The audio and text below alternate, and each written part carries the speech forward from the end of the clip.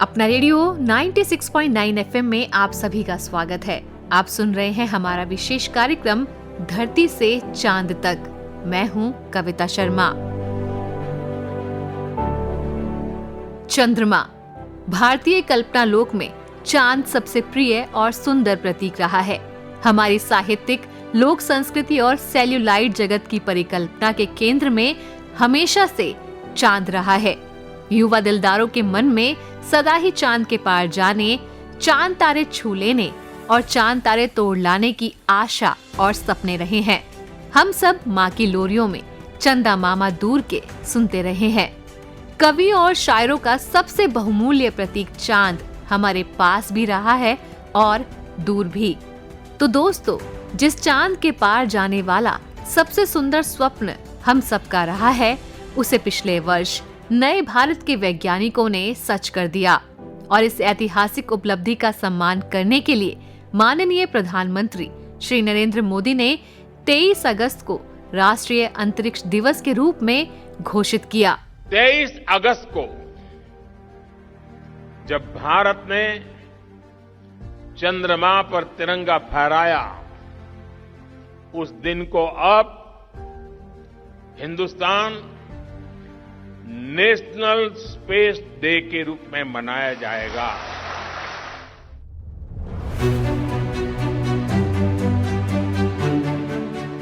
तेईस अगस्त 2023 ये वो दिन था जब पूरा भारत धरती से आसमान की ओर देख रहा था और जश्न मना रहा था अपनी उस सबसे बड़ी कामयाबी का, जिसमें भारतीय अंतरिक्ष शोध संगठन इसरो द्वारा विकसित चंद्रयान 3 ने चांद को छुआ।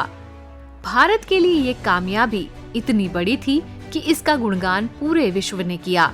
और ये तो होना ही था, क्योंकि भारत से पहले चांद की उस सतह को कोई छू नहीं पाया था। No one successfully landed near the moon's south pole before.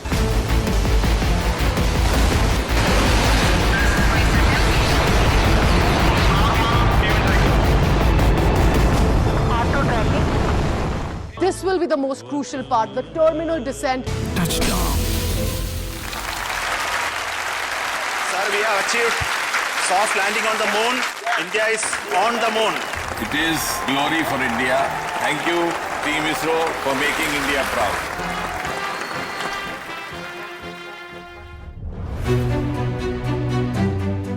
चांद के जिस स्थल को हमारे चंद्रयान 3 ने छुआ, उसे प्रधानमंत्री मोदी ने शिव शक्ति का नाम दिया।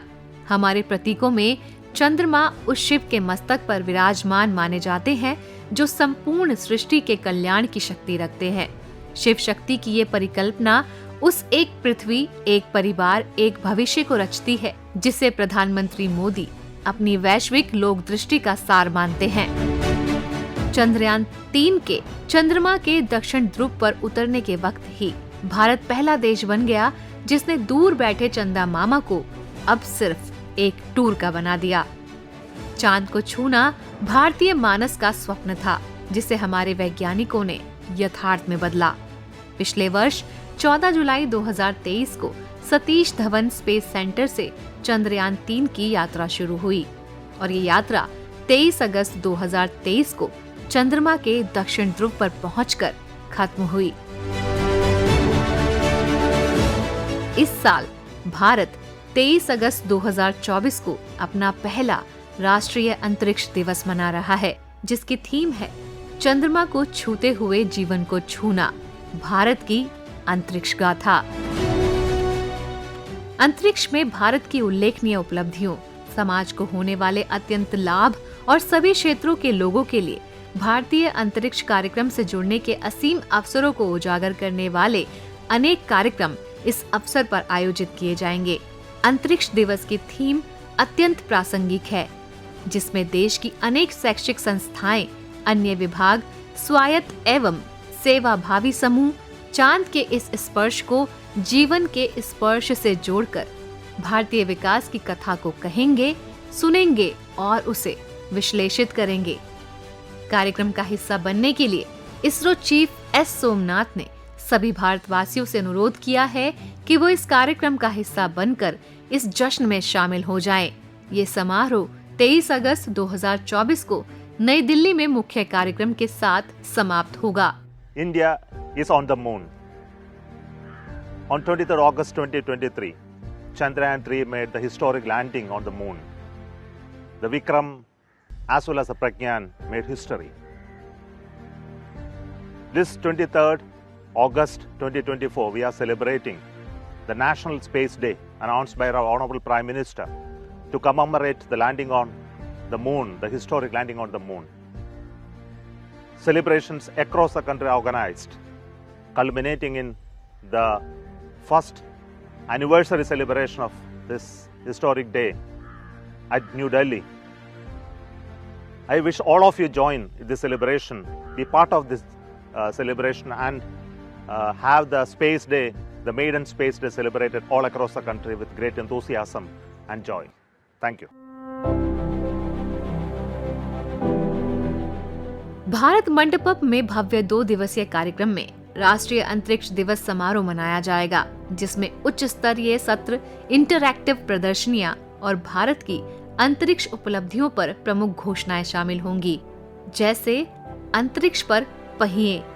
इसरो और विज्ञान भारती के बीच सहयोग से शुरू की गई अंतरिक्ष पर पहिए परियोजना में मोबाइल प्रदर्शनी बसें शामिल हैं, जो विश्वविद्यालयों और कॉलेजों में जाकर छात्रों को इसरो के मिशनों और भारत की अंतरिक्ष प्रगति के बारे में शिक्षित करती हैं।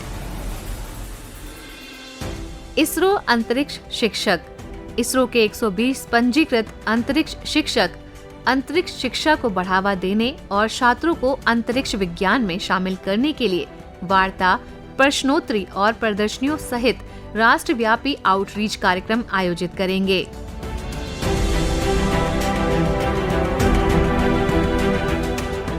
इसके अलावा भारतीय अंतरिक्ष हैकथॉन।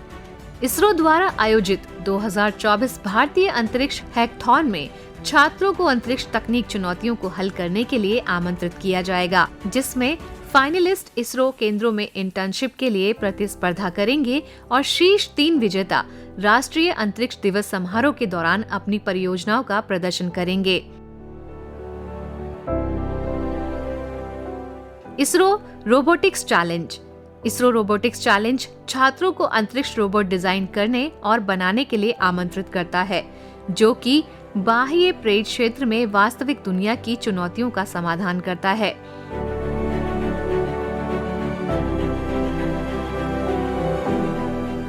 दोस्तों, हम सब जानते हैं कि भारत एक युवा देश है। हमारी जो युवा शक्ति साल 2011 में 33.34 करोड़ थी, उसके 2036 में 34.55 करोड़ हो जाने की संभावना है।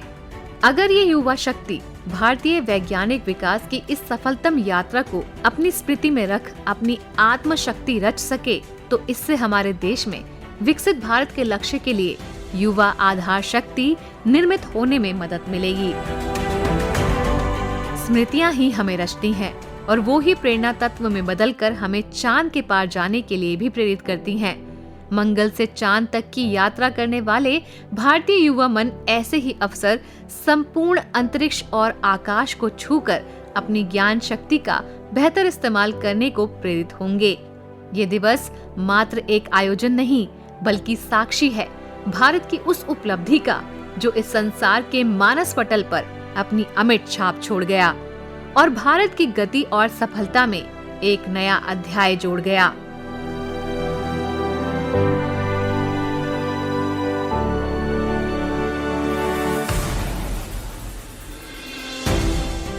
धरती से चंद्र हुआ, लेकिन धरती से गगन पर अभी होना जारी है।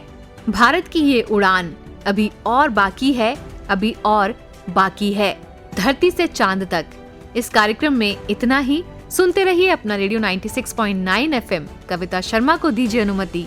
नमस्कार।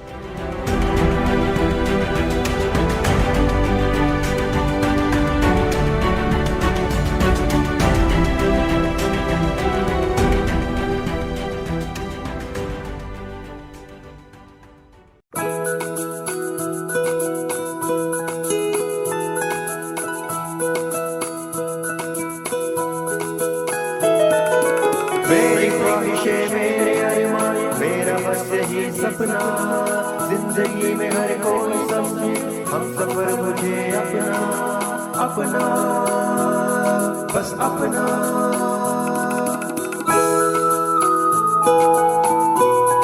अपना रेडियो 96.9 FM